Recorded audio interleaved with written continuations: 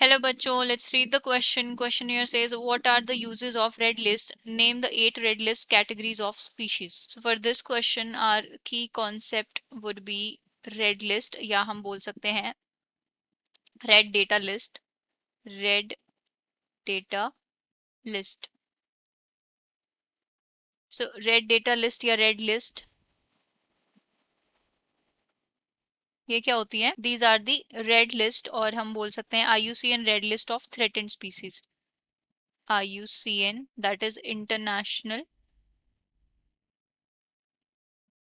Union for Conservation of Nature. Union for Conservation of Nature, इसको हम क्या बोलते हैं? IUCN बोलते हैं. So red data list क्या होती हैं? These are IUCN red list of threatened species. IUCN red lists of threatened species.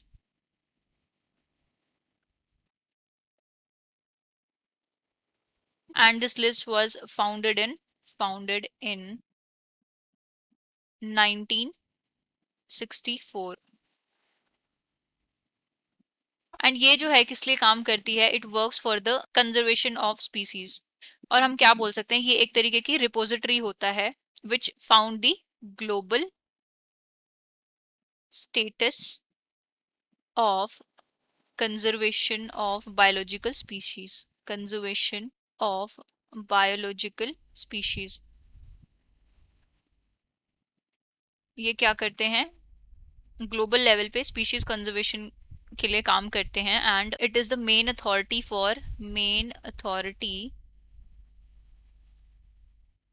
which works on the conservation status of species.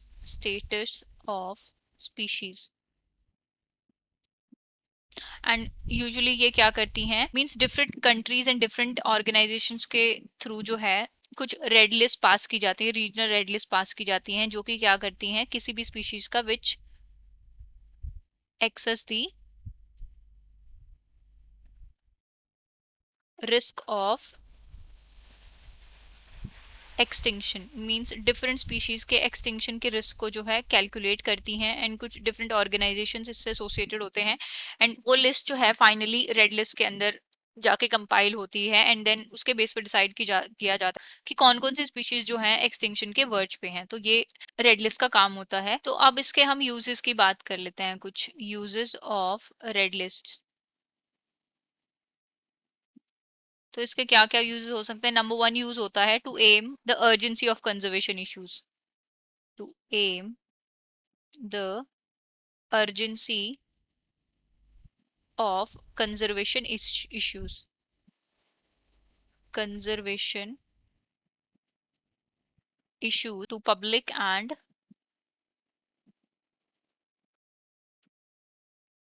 policy makers.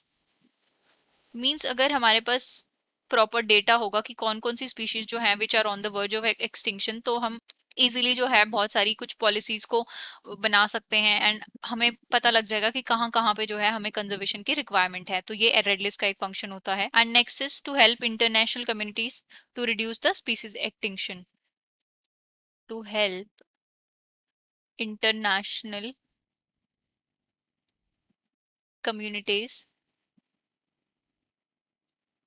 communities to try to reduce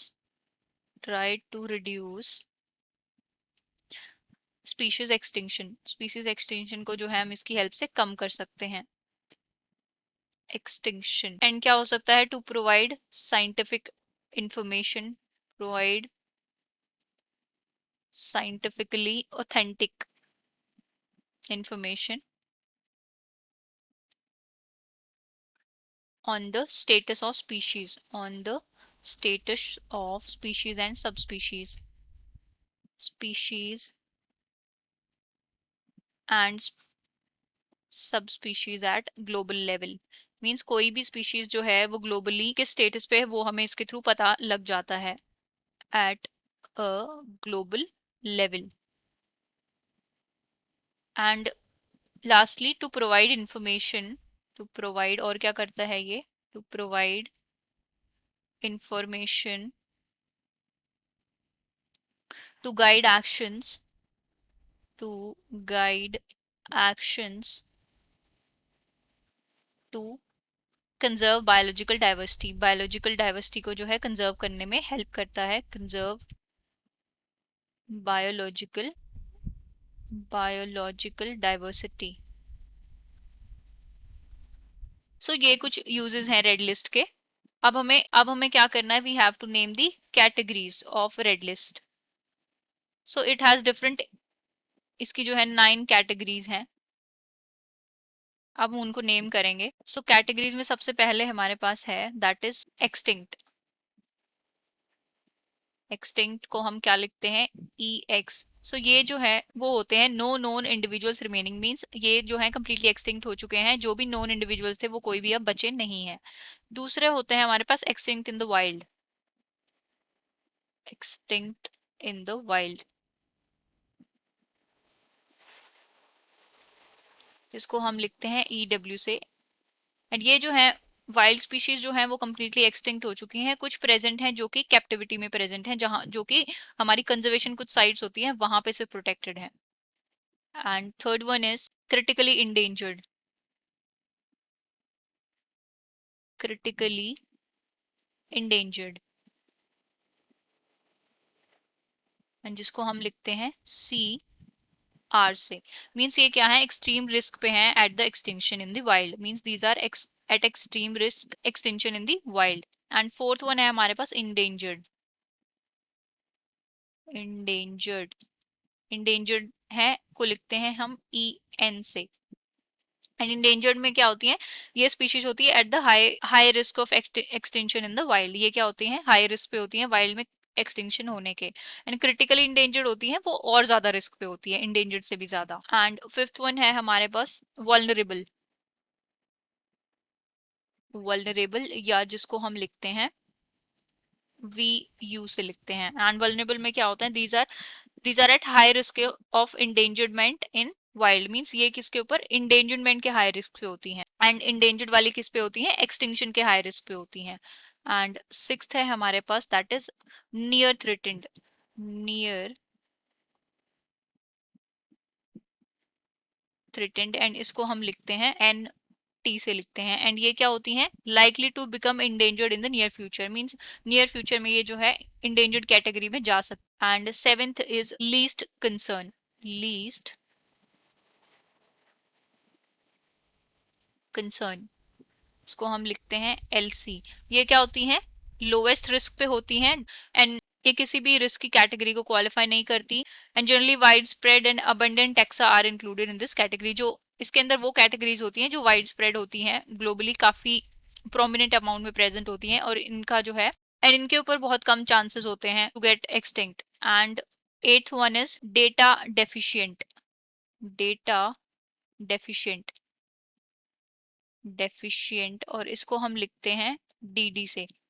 means not enough data to make an assessment of its risk of extinction, mean कुछ species ऐसी होती हैं जिनका हमारे पास prominent या बोल सकते हैं इनफ डेटा नहीं होता कि हम उनको किसी भी कैटेगरी में डाल सकें या हम उनके रिस्क को कैलकुलेट कर सकें, तो उसको हम बोलते हैं डेटा डेफिशिएंट के अंदर डालते हैं।